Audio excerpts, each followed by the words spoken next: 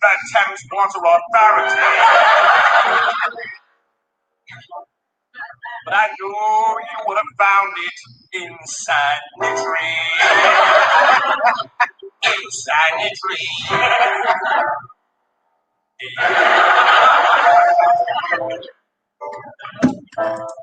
Estuary. I live in a houseboat on an estuary. Which is handy for my work when the Thames Water Authority. But I know you would have found it inside the tree. Inside the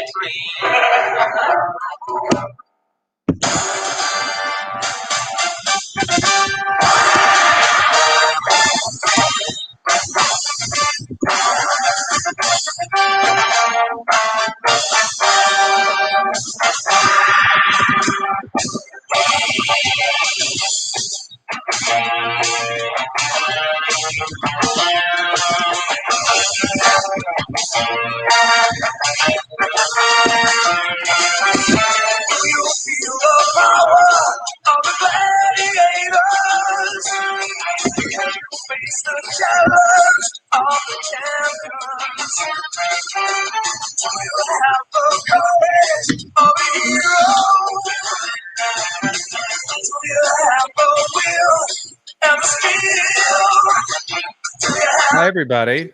Hello. Hi, Jay. Hi. What's going on? John's abandoned us. Well, it's just What us happened now. to John? How's it going? You well? Yes. How are you, Chris? I'm very well. I just finished doing an online show that requires a lot of my brain power. And so honestly, I'm a bit mentally crushed. And so I'm so glad you're here. I was really hoping we'd have a guest because I don't think I could carry half of this show today. Oh boy. Well, you only have to carry a third of it, so I'm here to help. If that. I'm just excited that Chris and Jay, have you guys met? Did you guys meet in Edinburgh in 2019, or is it just Chris is being a nice man? Nope. I'm just a nice man. It's being a genial co-host. Well, that's very exciting. Jay, how are you? Welcome aboard to the program, Jay Light. I'm good. I'm happy to be here. It's very, very nice. I just made a cup of tea. I have to record audiobook chapters after this, so I got to make sure I've got a sultry voice ready to go. What is the book you're working on? What is tell us about this? What an amazing gig you've got going for yourself. Oh my goodness. All right. So I'm hang on. Okay, hang on. I assumed right there because Jay Light, for those of you just joining the chat, welcome aboard, everybody. Jay Light is a very funny comedian based in Los Angeles. You may know him as being one of the people behind Roast Battles, I think. As being, one of the cool people you'll find hanging out at the Comedy Store.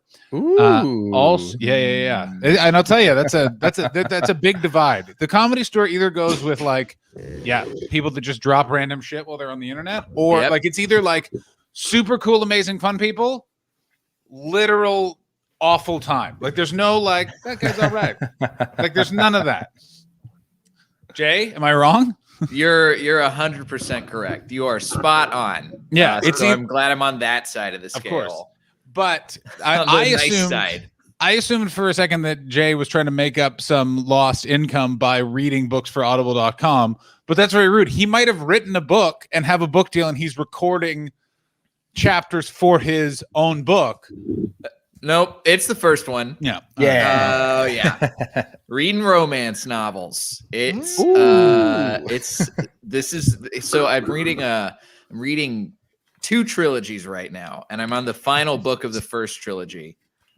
And it's a weird style of romance novel where there's a bullying element to it. I guess this is a separate genre of romance novel that I've never known about before called the Can you explain to me the bullying element of it? I'm utterly fascinated. This is one of the benefits. John, I want you to guess before he explains it. What do you think the bullying is? Oh man, I don't know. It's got to be guy to girl. There's no way it's girl to guy. So I have a theory because there's this new anti-feminist thing that's going on within women where it's like, I want my man to treat me like shit and I want to be stuck in the kitchen. we peaked in the 50s. And so I think it's one of those. I think it's a throwback, like Don Draper is the protagonist. Oh, Interesting. I'm changing my guess just to be contrarian. It's the woman bullying the man because he has a small nose-like penis. And the entire trilogy is about that man slowly committing suicide because of his nose-like penis. Just a lot of chapters with a head in an oven. That's the entire thing. Yeah. There's whole chapters of him just Googling suicide and realizing that only sends you to suicide prevention and not just different lists of ways to commit suicide, which is something, by the way, that I was once sat in a green room and a comedian just offhandedly told me that. And I've never in my life more been like, well, I know of the two of us, which one of us have tried to commit suicide. Like, I now know. I mean, if you're wishy-washy enough on committing suicide that you have to Google a list of ways to do it, then you weren't really going to commit suicide in the first place. You have some figuring out to do. There's very easy answers. Yeah. Anyway, but are they? I don't want to get. Let's not get sidetracked. But what do you think we're doing here? But are they really that? Like, it's we know the macro of the acts, but there's micro details. Like, you could take pills, but a lot of the pills will just make you throw up. J-Light. I'm just saying. But there's like you don't cross the tracks, you go along the tracks. I think we all know the saying. The old Heaven Hospital move. Yes, of course. That's right. You've got the wait a minute. Am I about to give out a bunch of ways to kill yourself? I mean, I just realized is that a good idea? We were literally we're not just doing 3 different versions of white men give advice about offing themselves. Oh, hello, Carolyn. Carolyn Clean popping in. Suicide. Carolyn, pleasure. Good to see you as always. Okay, so you are both wrong, by the way, on the bullying aspect. Good. Okay. So the premise of the trilogy is it's a guy. There's 2 main characters. There's the guy and the girl, and it's dual perspective. So every chapter alternates between the guy and the girl. It's like Game of Thrones in that way, and that's the only way it's like Game of Thrones. I was hoping you were going to say they were related, and I was like, I'm hooked. I'm in. I was hoping you were going to say another pregnant woman got stabbed, because that doesn't stop just being a thing that happened in both television and literature. That show went downhill, but that was a fucking moment. We all know where we were when the Red Wedding occurred. That's one of the only episodes of Game of Thrones I've ever seen. I've seen that episode, and I saw the one with the big, the green fire and the ship, and that's pretty much it. Yeah. I mean, those are both great moments. I mean, this, and I think about this every time the Red Wedding is brought up, which is friend of mine and Chris's, and probably Jay's if they ever met, Kai Humphreys, found out a couple of people were like spoiling the Red Wedding for people, and he'd read all of the books, so he just started messaging them all the spoilers for the rest of the series up until the end. Oh. And supposedly he said to one of them, Jon Snow dies because you're a cunt.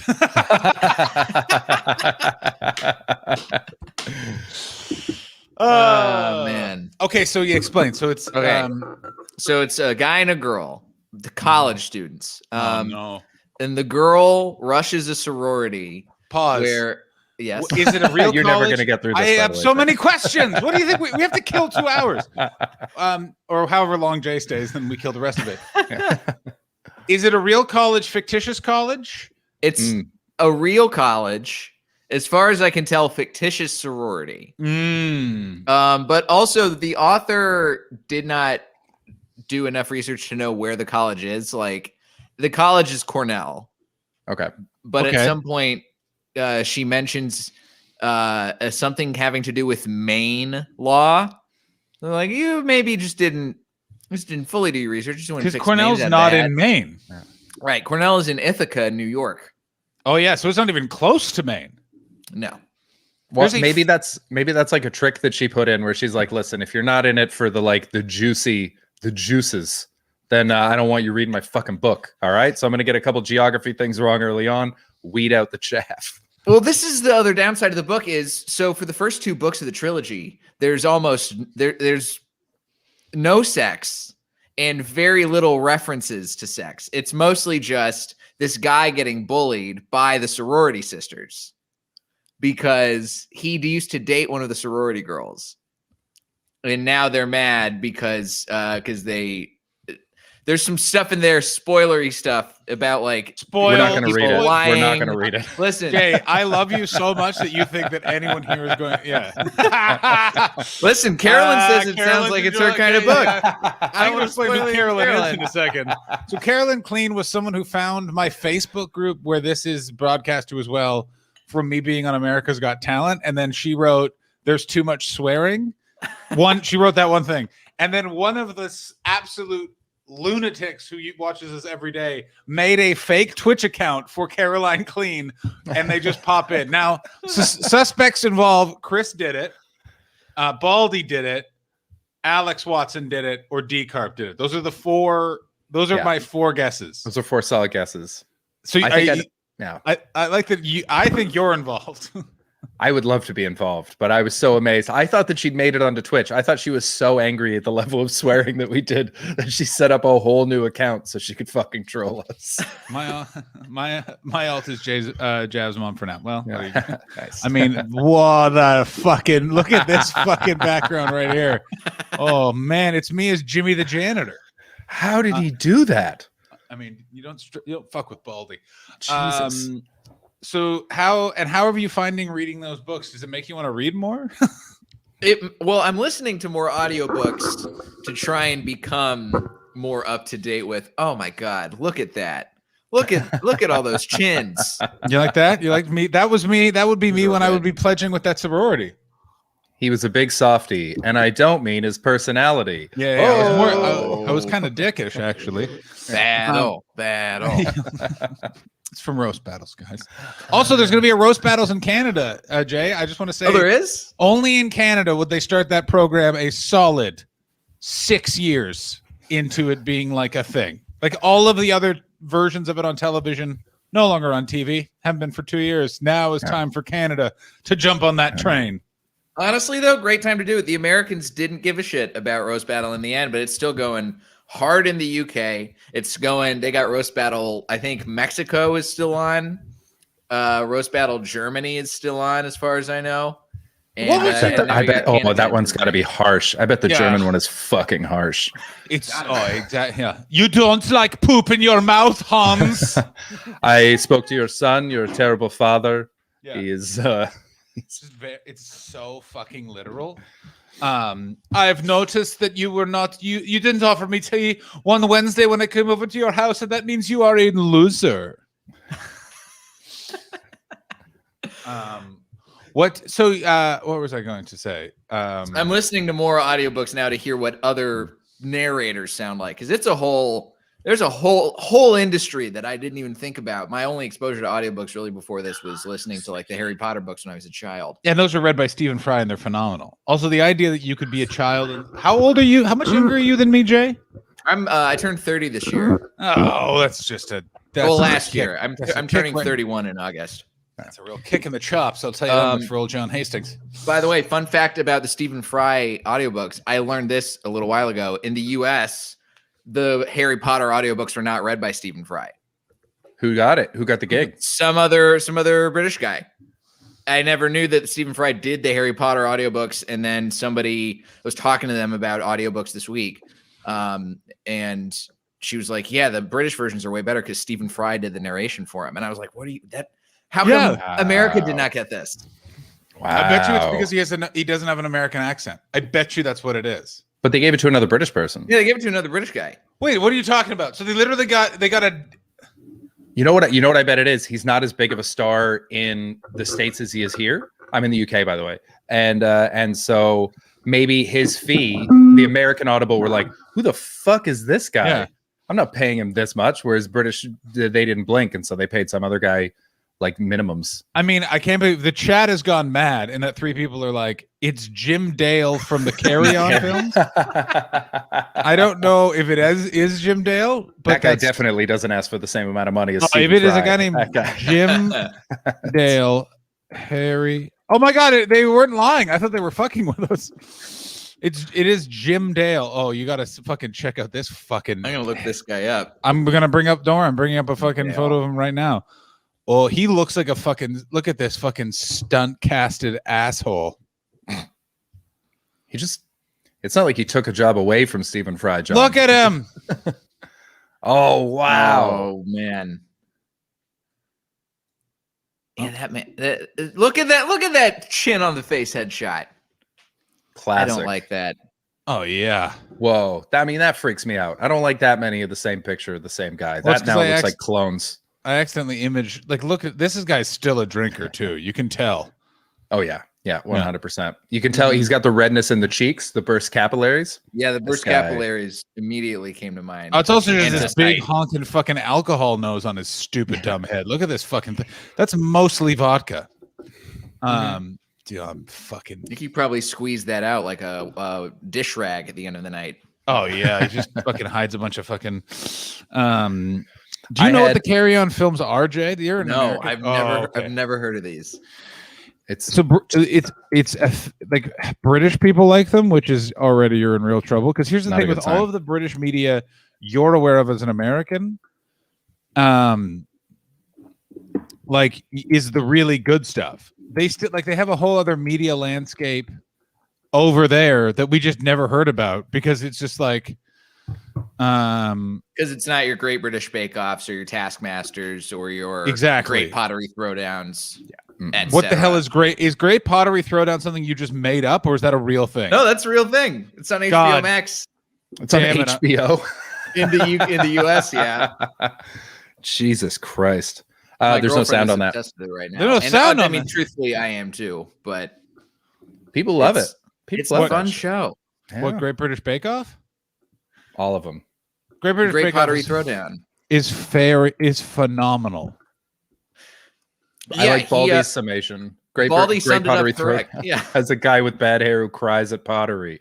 He cries every episode, and he wears a suit, and his hair. He has the worst comb over of all time. Does he actually cry every time? Yes. Oh, that's phenomenal. Every episode, he is moved to tears by somebody's pottery, including toilets and sinks. Wow. Can you hear this? Yeah. Yes.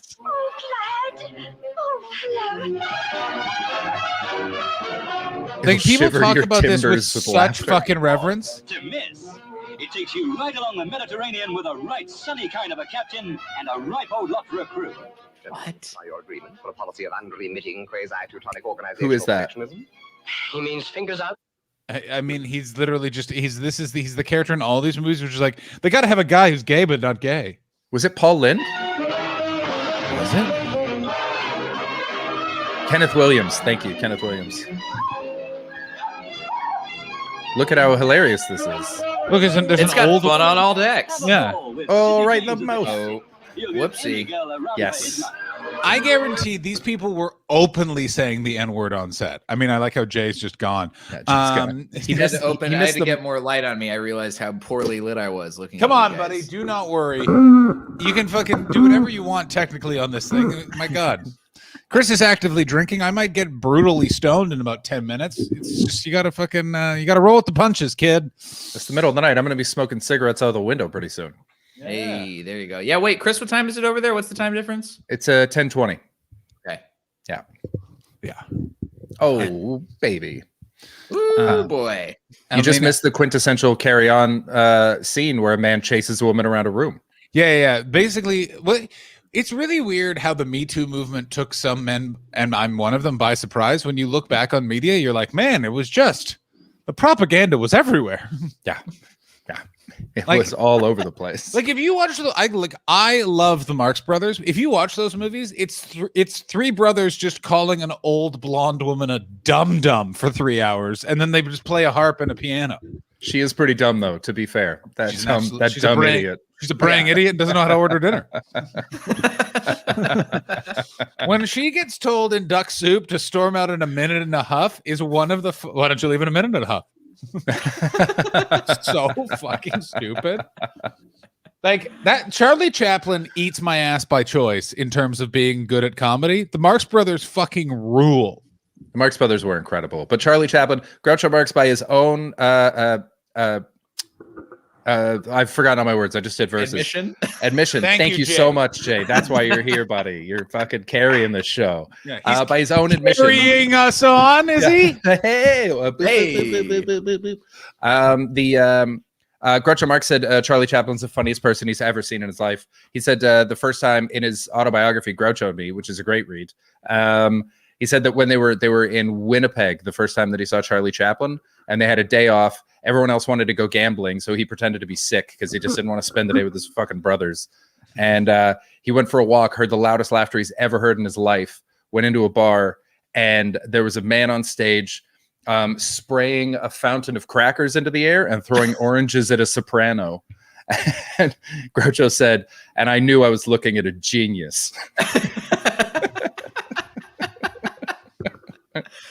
I mean, you can't beat that. That's a lot of brain power it takes to come up with doing that on stage. And to make it We're in laugh, a room. that's, I mean, if you make it funny, then you're amazing. You're Here's throwing what I'll oranges say. at a soprano and spitting crackers and killing? Come on.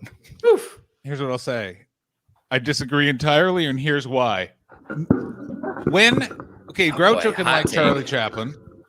When have you been watching a Charlie Chaplin movie or a clip and gone, this is very funny? Oh, that's not fair. You don't really laugh at most old things. But yeah, but you laugh. I laugh. You do laugh at the Marx Brothers. The Marx Brothers will get you. They've- Yeah, whatever. Thank yeah, the you, Marx Baldy. Brothers will get you. The Marx Brothers will get you. Buster Keaton, But- Chaplin, and also Better, Buster Keaton. better Tumblr, not as good an actor. Buster Keaton's fine, by the way. He's a little fucking up himself. If I want to fucking be dismissed by a clown, I'll fucking read an interview with that fucking Irish fellow who wrote Waiting for Godot. You'll go talk to Jeff, won't you? I certainly will. I'll go watch more of these art films. Meet up with his playful number one. Fancy dressing up like this is What the hell? What is Oh, this? man. This is supposed to sell me on the movie, and already I'm like, I don't even. What cruise ship / apartment are they living in? beyond our ken. Well, my father, he breeds the famous fighting bulls, you know. Every year, 50,000 bulls he sends off by ship to South America. That's an awful lot of bull.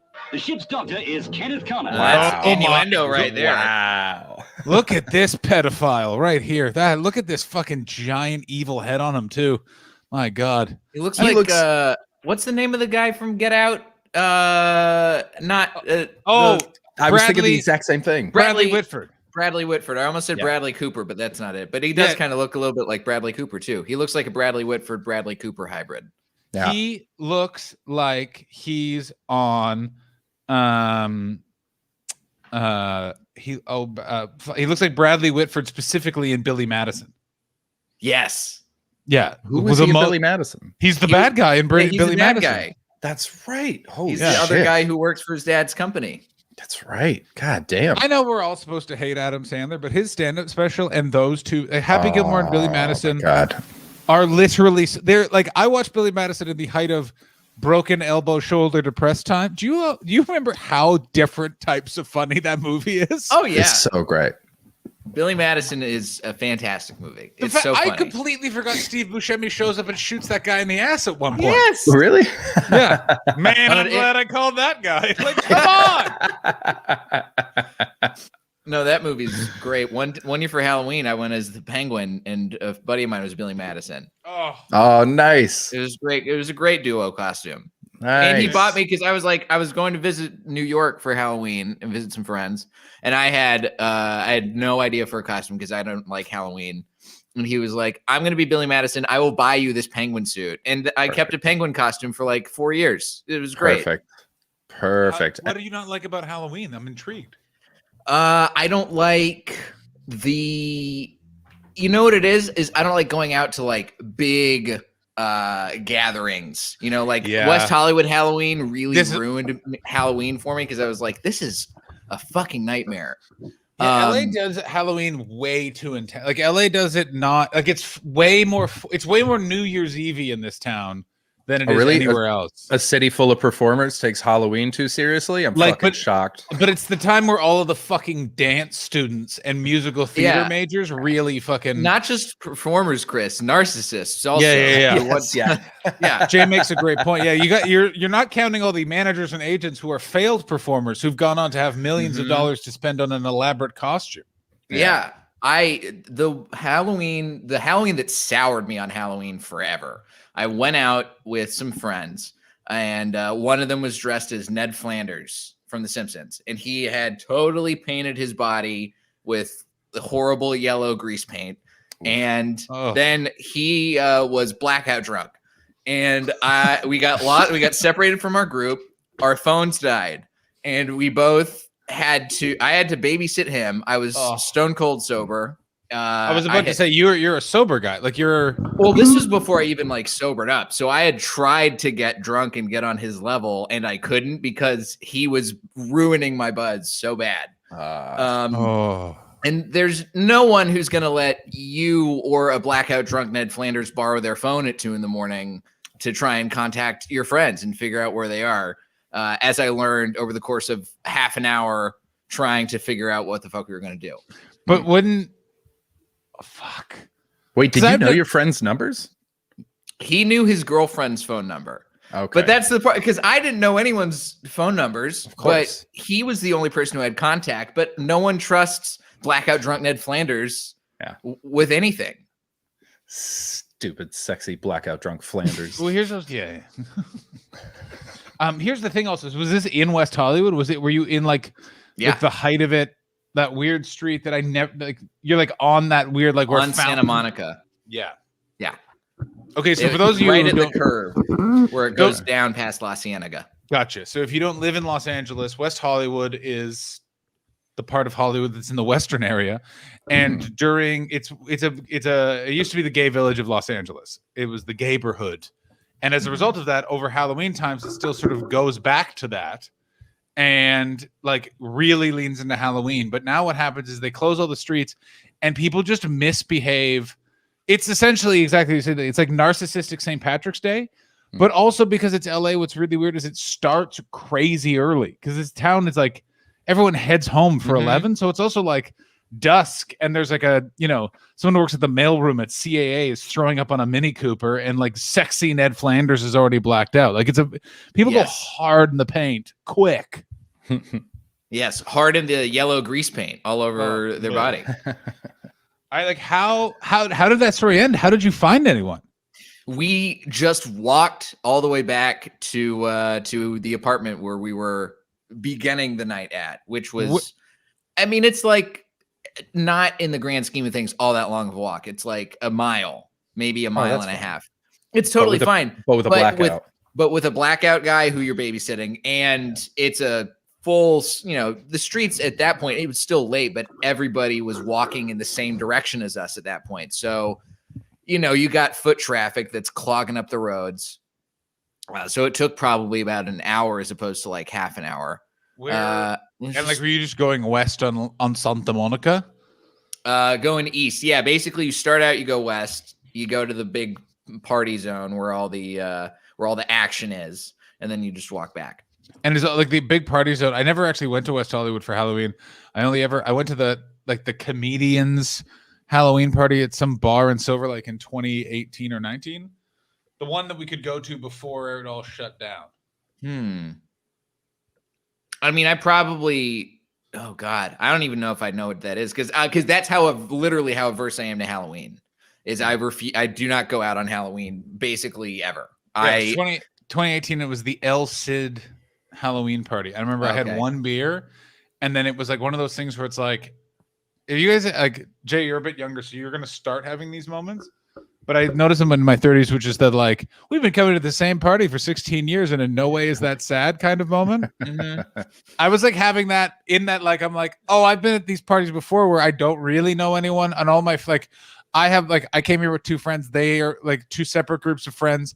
I am too tired to get to know anyone. I am gonna leave, as opposed to like just like I used to get super drunk and try and like make friends. It's like you're not gonna make friends. Just go home. You'll have a better time. I've got friends. Yeah, that's I don't have time to make new friends or the energy. I'm good. Oh yeah, and it's also like it's the funny like lie of Los Angeles comedy is they'll always be like, you gotta hang out, just hang out, just hang out. You gotta hang out. And what it gives you this false impression, like you got to make friends to make it in the city. And what it basically is just what they're actually saying is LA is filled with two things. And that's psychos and people that just demand a spot, but won't ever support your show. So when they say hang out, they just mean go to the show one time because they're desperate for audience. And then they'll be nice to you because they've been like, oh, that guy took us down to come to my show. Right. Yeah, it's not Wow. become friends with people that work at the. There's so many psychos. That's It's a pro bad. tip. That's a pro ass That's tip a right huge there. pro tip. That's Yeah. Yeah, there's certain parties once you're in LA long enough that you'll figure out like, oh, I should not go to this party even though I have been invited to this party because I will have a horrible time. I've had that happen to me at a Halloween party in LA, but even before, even after all this bad Halloween stuff. Did your amount of parties I don't want to go to, did that go up when you became sober, or did it go down? It changed. It's probably about the net the same, but it's because I go to more parties, but I stay at them for less amount of time. Like now my party tolerance is like, I will go to this place for an hour. And if it sucks after an hour, I'm going to leave. If it's cool, I might stay for another hour or two, perhaps. Yeah. But I just like, I don't have to deal with the bullshit of like, oh, well, this party sucks. I guess I'm just going to, let's get drunk. Let's just ride it out. I've never understood that like strategy. Like, and listen, like I still can drink. I choose to less and less at these at parties too. Like I'll have like one wine and then be like, I'm just going to leave. Like, it's also like this is also, I'm sure you know this being sober, Jay and Chris, you were a bartender, and it's the same conclusion of it's not going to get more fun. More fun doesn't exist. That's actually I disagree with that. It doesn't happen often, but sometimes as the party goes on, people find the same wavelength and then it suddenly becomes fun, or a new element is put in. A cop shows up. Let me throw Some this of out you got away with it. Party, no. something changed Bar, it, and that's yes. good. Bar can shift at any time. Party at a certain point, At a certain point, but often I find that that's later than because when I was younger, I used to wait because I would wait for that moment. I was like, something's in the air here. It sucks now, but something's coming. And I had the energy and the curiosity to find out what it was going to be. And now I have neither. Yeah. And so I just leave. But yeah, I remember some nights that started out fucking brutal and became amazing because someone brought a dog. And it wasn't the dog that was amazing. It just changed something in our minds. We went, oh, we're having fun now. Great. Now it's a party. So I Did someone actually disagree. one time bring a dog? Yeah. It happens sometimes. One guy brought a ferret. That party got worse. Yeah, that's a bad omen. I can see bringing it. John, I can't believe you've been to parties in LA at houses and people haven't brought dogs. That's a classic. Oh, LA people have brought dogs, move. and people bring like LA. I'm gonna say this: I like I don't like a dog in an office. I know I'm a monster, and I love dogs more than any dog lover loves a dog. Like I love them. I don't like a dog in the office because I'm like, if I'm working here, I'm not getting any work done. I'm just thinking, can I play with your dog? Do you know what I mean? That's totally fair. And like I've been to like jealous. cast. Sorry, do you feel jealous of the person that the dog is paying attention to? You're like, I feel jealous. I don't own a dog. fucking Sarah, this is bull. She's had that dog for an hour. Sarah, you cannot get his leg going. Sarah, you cannot get his leg going. We all know I can get his leg going. Sarah, come here. Yeah. Sarah. Sarah's dog's friend Sarah, come here. But it's also like you go to casting, like you go to commercial castings in this town, and there'll be like 8 Lopso-Opsos and a Labradoodle just fucking wandering from office to office. I've had them like this was actually in Toronto. There was a dog in the room where the commercial casting was happening, and all I could think was like, what if I scare this dog and the dog barks? Like what happens then, sirs? Just gotta That sounds like record. That's a genuine reaction. That shit's going in. am- We're keeping that. This is Judd Apatow shit. We're not. Mr. Steve Mooney. By the way, Jay, this will blow your mind. Halloween isn't really a thing in Europe where a lot of people are watching this from. Oh, So thank we're gonna God. You would love it. You would love I it. would there. love it. I got to get over there for a It's Halloween. only Christmas. They only care about Christmas. You say that, but like That's they, pretty much they only I drink. care about. They still throw parties at Halloween. Their kids just don't go trick or treating. So it's all the pricks you'd have to hang out with none of the joy. Oh. There's none Yeah, of but the you playful joy. can just be like, "There's no Halloween here. Go fuck yourself." I'll figure out a plan.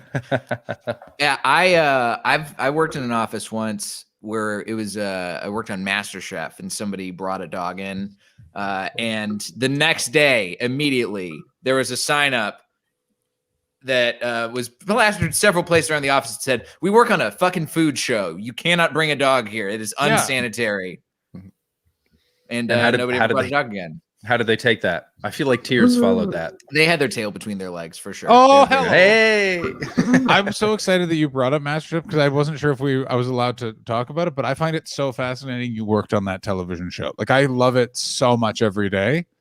Oh, I'm so glad you do. It's one of the greatest shows on television, I think. I And listen. I don't say that just because I work on it. I genuinely love the way MasterChef plays out. It's got a great arc to it. My only thing that bugs me about MasterChef is I just don't like that they have that second level where they look down on the other contestants. But that's just me because if I like had made my souffle badly, the last thing I want is fucking Deborah and Michael leaning over a balcony, just like John. But the drama of it during the actual show, I fucking love it so fucking much. Chris, I assume you haven't watched it. You're too busy reading. never the seen book. it. Never seen it. Do you know Fucking the great. premise of it, Chris? Do you know the premise? Yeah, there's a chef and you have to kill him, and if you kill him, you get his kitchen. Yeah. Yeah. Then you're Yeah. the master of chefs. Yeah, I get it. Yeah, But I've no seen one's Basically- been able to kill Gordon Ramsay, and that's Yeah, why it- he's the host of the show. he's yeah, unkillable. yeah. I met that guy. He's very charming, He's He's- super charming. super He's- charming, and that's why no one's able to kill him because he charms you, and then you smile, and then he fucking gets you Yeah. between the ribs. He's Highlander Also- for chefs, Yeah, It's insane. which Gordon is perfect Ramsay because he's Scottish. yeah. yeah. Gordon Ramsay's also been famous for like 20 years. Isn't that crazy? Like Simon Cowell's been famous for 20 years. That like weird spat where like America was like, here's what we want on TV. A British guy yelling at someone. Mhm. Get it done. And then they were like, Simon, Gordon, let's go. That and weakest link lady. What was her name? Anne something. Oh, phenomenal. But and she was a- weakest link. Yeah, and weakest link. It's a hyphenated. She didn't want to only take her husband's name. She's a very powerful woman. And Robinson. Robinson. That's it. Thank you, Which Alex is which is Watson, for that. Greek for weakest link, as we all know. yeah. It's why the Swiss Family Robinson is a very different movie there. It's just the story of a family drowning. Yeah, one at a time. Yeah, no, all together. So they were all the weakest link. So when you say you wrote for MasterChef, what does that actually entail? Because it's not the most comedically driven show. There'll be jokes, but it's not like Gordon Ramsay's doing a tight five off the top. Exactly. And also, Gordon, by the way, just as people to write for, Gordon never needs any actual jokes written for him because Gordon just fucking gets it on his own. He's just quick. He's been working in television for so long. He's quick. He knows how to do it right. Mhm. I mean, Um, also, if you ever want a real fucking thrill, by the way, please do your all self a favor and watch the TV show where Gordon Ramsay comes from, Ramsay's Boiling Point, is because you are literally watching a guy who went on to be a very competent broadcaster. In Boiling Point, there's a lot of talk about how he's a football player. So Baldy is Scottish. You do know Gordon Ramsay was a professional Scottish football player or soccer player, Jay. For Briefly. a hot second, yes. Yeah, I Yes. knew that. And then he had an injury and he left.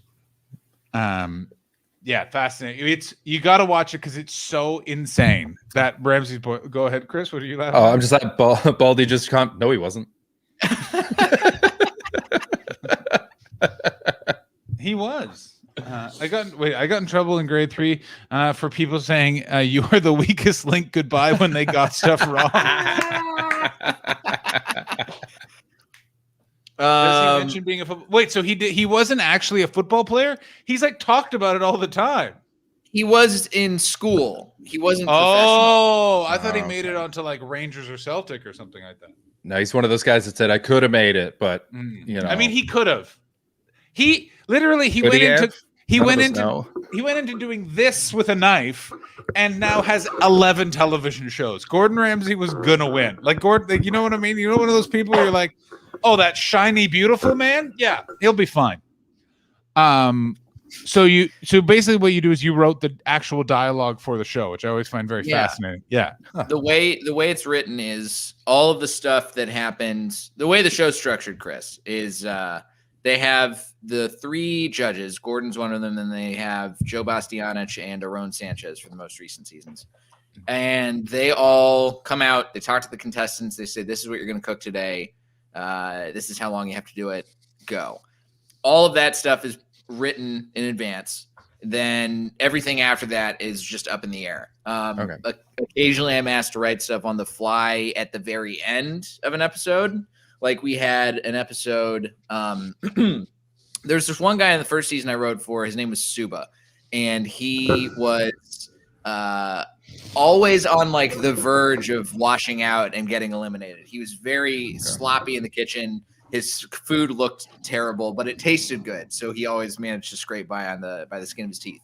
And there was one episode where it was him and another guy up for elimination. They had me at the very last second. They're like, all right, we need you to write a fake out where it's going to sound like we're getting rid of Suba, but we change our mind at the last minute and give it to this other guy. And I was like, great, I can do that. So occasionally you get stuff like that, but most of the time it's pretty boilerplate, cut and dry. Oh, you're going to be making a bread bowl soup. Oh, you're going to be making a cake. Oh, you have to feed these NASCAR race car drivers. And you have to do it in an hour. I mean, So it's not the most challenging writing job you've ever had. No, Okay. not by any means. But it's the most delicious writing job I've ever had because you get to eat all the food. Nice. After I think Gordon she's- Ramsay's dipped his fucking fat finger in it. Here, Jay, eat it. Let me watch you eat my finger. I don't know what it is about fucking cooking competition shows. I love them. I love it so much because it's just like it's watching people's dreams, but also I know they got another gig, so they'll be fine. You know what I mean? Yeah. Like they are still going on about Weakest Link, but it's just like, Jay, do you remember the Weakest Link? Do you know what we're talking I about? know the Weakest Link is. I remember that. That was big at the same time that Who Wants to Be a Millionaire was big. Oh my God. They both first came out at the same time. It's so Yeah. crazy how big Regis Philbin was in that show for a while. Like that show was on primetime ABC. You couldn't like people were like, "Do you want to use a lifeline?" And they'd say that to you, the bank line. You just had to live with it yourself. Like you're just like, "What the fuck?" But Regis Philbin is one of the best broadcasters America's ever had. Literally did like what did that guy do when he was on television for 80 years? He was Joey Bishop's sidekick and then hosted a morning show in New York that he built to a media powerhouse. Yeah, which is not a small thing with fucking Kathy Lee Gifford weighing you down. Come on, man.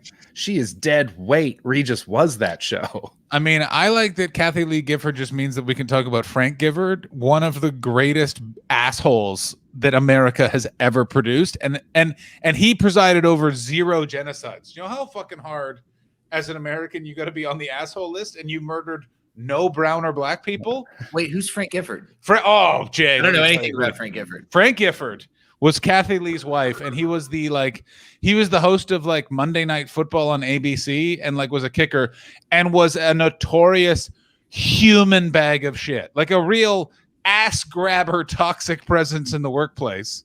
Loved cheating on his wives. Like we're talking, it was his favorite. Like loved it. Kathy Lee claimed that she was never his mistress, and then I think he was like, she was though. Like just an asshole During a game on TV. She definitely was. Great pass from Montana there. And like would say like weird shit in the commentary about like black players every once in a while. He has some call about Lawrence Taylor that's something it's not you people, but it's on the verge where you're like, pardon me, Frank. Johnny Carson pulled a gun on him because Frank Gifford was fucking Johnny Carson's wife. Damn. Yeah. And like Frank Gifford apparently was like, what are you going to do about that? Talk about it on your show? Like he's just a fucking prick. Then like cheated on Kathy Lee a shitload and then like made her quit that show because apparently like he was like, I was lonely. And that was like his official statement. Like he's just such a bag of shit. Oh, Frank Gifford. What a loser. I'm going to say it right now, except for John Madden, all NFL commentators are bags of shit. Tony Romo. Tony Romo's great. Actually, and Howie Long is amazing, and that other James Brown is fucking amazing. Yeah. Everyone is. What's the guy? Chris Berman. Oh, no, which Chris one's he? Berman's a notorious bag of shit from Is ESPN. You're with me, Leather? Do you know that story? No. Nope. What? Okay, You're with me, Leather is like It's not good. That's a it's bad 4 words. It was an inside. I know it's Bill Simmons that broke the story, but supposedly like it was the ESPN upfronts in New York, and it may have been Bill Simmons. Someone was talking to a girl in leather pants, like this hot girl, and Chris Berman just walked over and went like, he does overnights. I do prime time. You're with me, Leather, and then just took her upstairs to her room. Oh, so good. So good. The game. Is it though? If it works, did he just read the situation right? Would he have read a poem to a different woman? No, I don't think so. You're with me, Leather kind of is a poem. Yeah, like You're With Me, Leather. It's also just like, fuck you. Let the other guy try and have sex. Don't walk over and mention when your show's on, Chris Berman. But also, Bill Simmons has the last laugh because, like, I hope it was Bill Simmons because Bill Simmons was like, right, go on to create a media empire on the internet that will destroy ESPN. Yeah, I mean, I don't know if what is it called? The Ringer. Ringer. I don't know if it's destroyed ESPN, but like, who the fuck cares about ESPN? ESPN destroyed itself. The Ringer was just ready to take that throne. Man, I mean, ESPN Sports Center used to be weird. I don't know. Like, I remember just turning it on in like hotels a lot because we didn't have it in the same way in Canada. But like, I remember coming to the States where like I'd watch it with my dad. And Sports Center, like it was the weirdest thing because they like ESPN was big, but they still couldn't get real journalists in the 90s and 2000s. So they'd still be like flustered weirdos. I just remember at one point they were like literally passing a baseball back and forth, like in Anchorman, and then like banana, banana, and you're like, what the fuck? I miss when cable was new because those channels, it just felt like anyone could have a TV show. I really miss a lack of professionalism on television. I miss it so bad. I think it just adds so much charm to things. Now like when you can see the seams on things. Yeah. I was watching old episodes of the Red Skelton show because it was on Prime. Do you remember Red Skelton? I do not. He was long before our time. It's black and white. And he would do 18-minute sketches.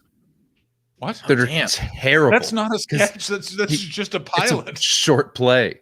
And it was just like every now and then there'd be a hilarious joke, and the rest of the time it's him just filling, man. And you can tell they just had too much time, and to watch them try to do that is hilarious. This is a great both a reference to the to the Simpsons. Pogs are back in Twitch form. Alpha's back in Pog form. Lovely stuff, Alex Watson. Yeah, I don't. Yeah, but it's also like it's crazy. If you watch, there's a clip of Johnny Carson. He's one of the first people on television in Indiana, and there's just a flower in front of his face because they didn't know how to do it. Jay's just checking his stocks. So Sorry, Jay, I had to respond to an urgent message. It's fine. We take text all the time. What was the message in regarding? Is it a show admin? It was it's show admin. It's Chirp and Turf admin. How is that show going, Jay? But for those of you who don't know, there's a wonderful show called Chirp and Turf in Burbank. Is that Burbank? Yes. Media capital of the world. Burbank, California. I think one of 5 shows happening regularly in Los Angeles at this point. Yes. And the cheapest one. We're not charging people $50 per seats. What are you talking about? People are being charged. What show is charging people $50 per seats? Literally all of the other ones. Are they paying? People are paying it? Yeah. They're charging them $50? Yeah, I think some of them are charging 25, but yeah, 50 is not uncommon. Whoa! Wow. How many people are they getting in on average? Guess those shows. Yeah. I mean, they look full. Ours are. I mean, I'll say ours. We cap at 30, and we only charge $10 for tickets because we're not fucking monsters. We're just trying to break even and pay our venue fees and cover our costs. But it looks like, they're full, and it's more than 30 based on the pictures I've seen. Jesus Christ! I can't speak. I don't do them. That's a real that guy with all the hand sanitizer in Texas vibe. That's yeah. That's what are you talking about? There's a guy who got all the hand sanitizer in Texas. Did you not hear about that guy? He spent like 20 grand on hand sanitizer, just bought everything up because he thought it was an investment and he'd sell it at a huge markup. And then the idea of the disease changed and he just had 20 grand worth of fucking hand sanitizer in his house. That's really good. That's really good stuff. It's also just it's literally just people in LA. Here's the thing with the UK that's been like, it's been really hard this third lockdown. It's like LA's essentially been in lockdown since fucking last year. Like it's never opened up a bit. Yeah. So anything that can kind of happen, people are so excited. Like Jay and I were routinely performing stand-up comedy through a building for most of the autumn. Yeah, we did all sorts of window spots at the store.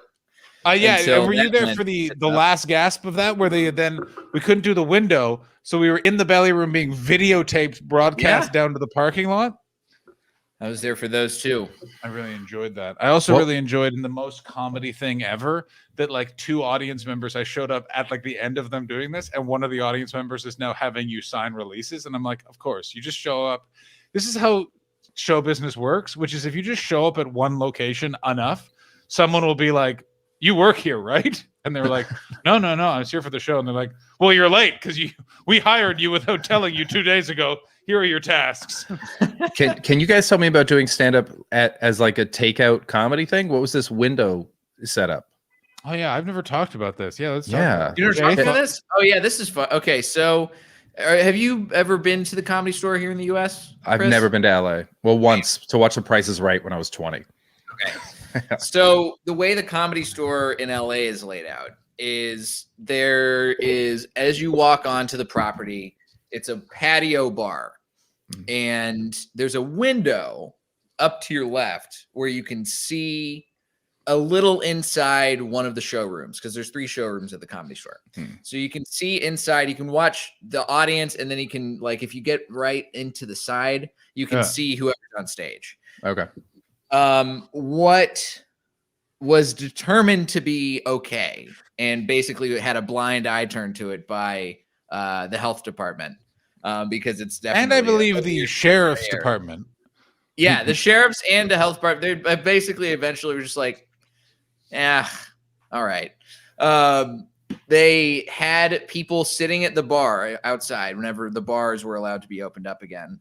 And then somebody would go and perform through the window.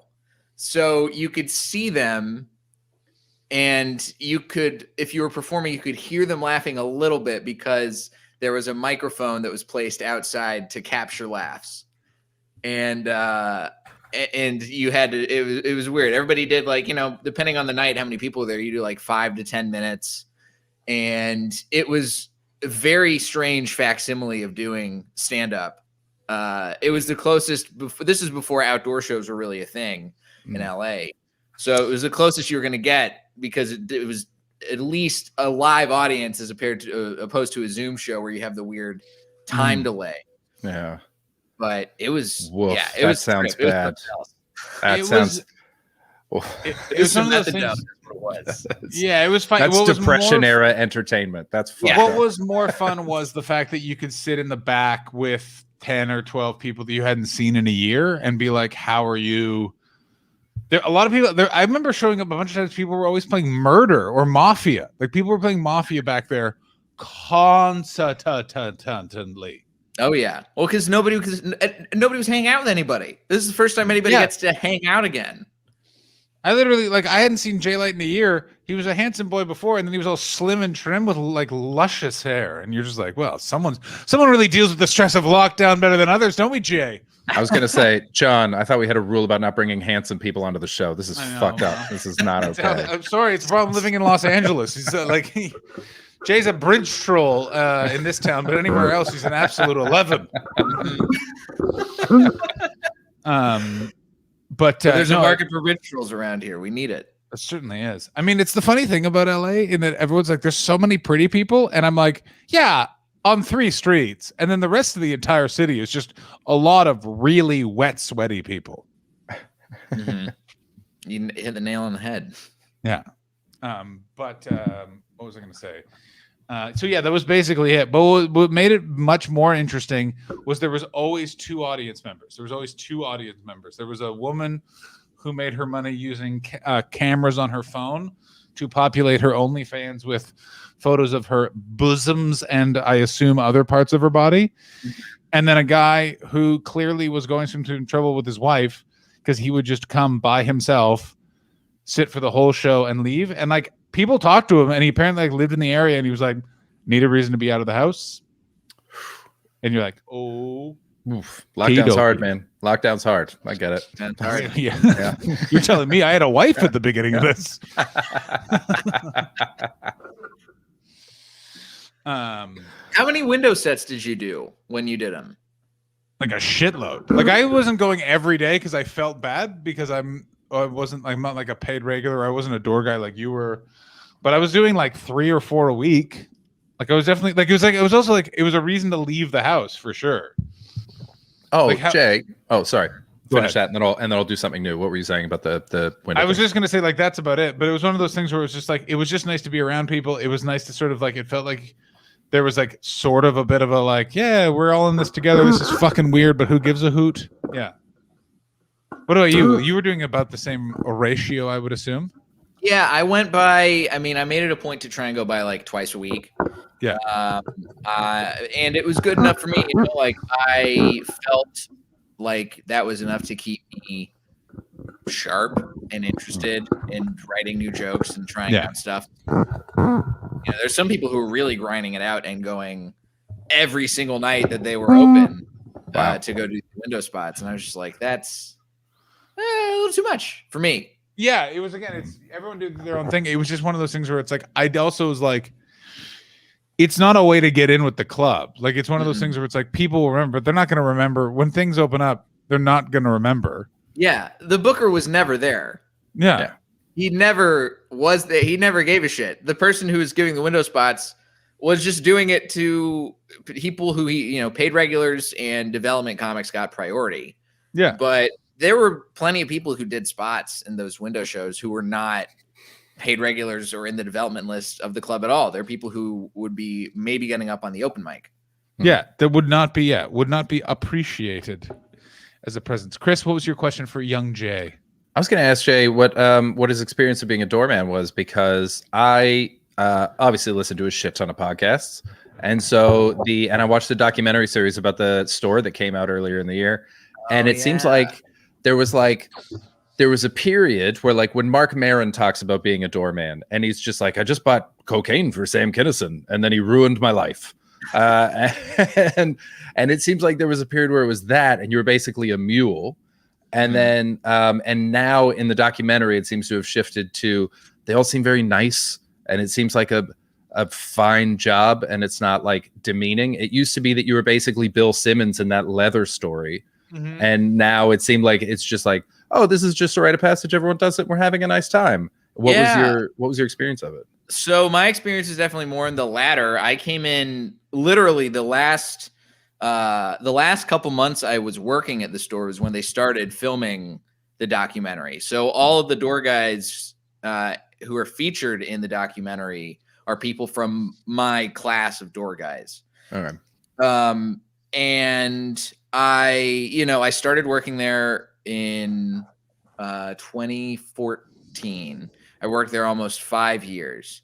Wow. And when I started working there, it was at the very tail end of the real, like, dark ages years of the club. And the guy who was notorious for being the booker for a long time after Mitzi was no longer able to handle booking herself because of how sick she was a guy named Tommy. And I was the last person he hired. I was the last door guy he ever hired. And then after that, he got fired a couple months later for some stuff that I don't really know a whole lot about. Private chat. I can tell you what I heard. Yes, please put it in the private chat. Thank you very much. Gotcha. Yeah, exact same thing. Okay. And Oh, it must be true. Not as bad as you're thinking, chat. it's but not as still bad. fireable. Yeah. It's something that I will say a lot of people at the store working the door also did. Oh yeah. But I've heard so many stories of people engaging in this activity at like a high level, well thought out way. yeah, well, because it's not that difficult to do at the store. But they were looking for a reason to fire him. Yeah. Is more so what it was, I would say. It is not dogging. It is not nonsory. It's not No. alleged. It's Great none of that. guesses. Yeah. And anyway, so they brought in this new booker, this guy Adam, and he basically allowed a lot of comics who had bad relationships with Tommy. They had a clean slate and they started coming back, and that's when Rogan came back, and Joey Diaz and Al Madrigal and all these guys started to come back to the store who Tommy had bad blood with. And then everything changed. It was sold out every night, every show, multiple nights out of the week. And then you just started being able to make a lot of money doing it and getting a fair amount of spots. Like it was pretty, once you're a door guy, you have a little trial period that you go through, but then after that you are added to the development system because they only hire comics who they want to develop. Great. And then from there, it's just, they started adding more perks for door guys. Like we eventually got to start cold opening shows. So you do 5 minutes before the show officially starts, and you're getting spots in front of huge, sold out audiences in the main room. The reason I got my first writing job, and because of that, every subsequent writing job I've ever had, was because I had a spot on a show because I had a development spot from being in the development system. Nice. It was a sold out show in the main room. So like 350 people.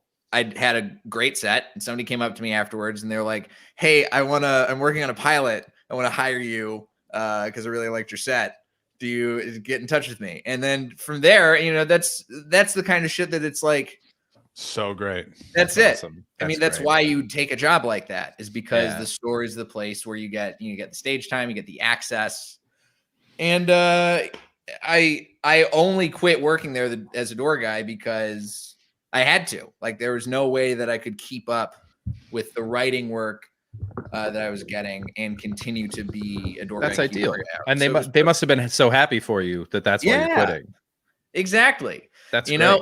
And they were like, I remember I was talking to Adam the last night, and he was like, just keep calling in, and the only thing that I do wish, and this is not on me, is that I could be a paid regular by now, but it is what it is, It's also like the whole thing is taking a year off. You know what I mean? Like it's that thing. And it's also like, I just want to say thank you so much, to Joe Trope, who just gifted a subscription to Caroline Clean to my chat. But it's that thing that the interesting thing about the store is it's so big and the competition is so fierce. Like I was in development and then went to Australia on tour for 3 months, and the booker legitimately forgot who I was. Like a few people were like, well, like you got to get back in there. And I'm like, he forgot who I was. I used my good rec to get in there the first time. I'm not going to do that process again.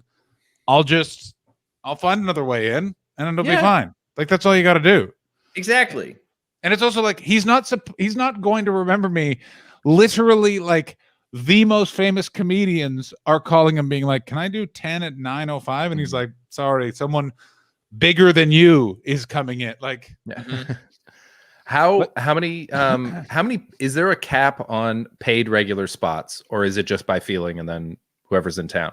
Are they like, because there's only so much stage time and so many comics live in LA, are they like, we can have 70 paid regulars and then when someone dies, they're out? No, it's just fucking open season. There's no cap. Once you're a paid regular, you're always a paid regular. Wow. But you do sort of once you're a paid regular, you're at the whim of the booker as far as if you will actually be booked.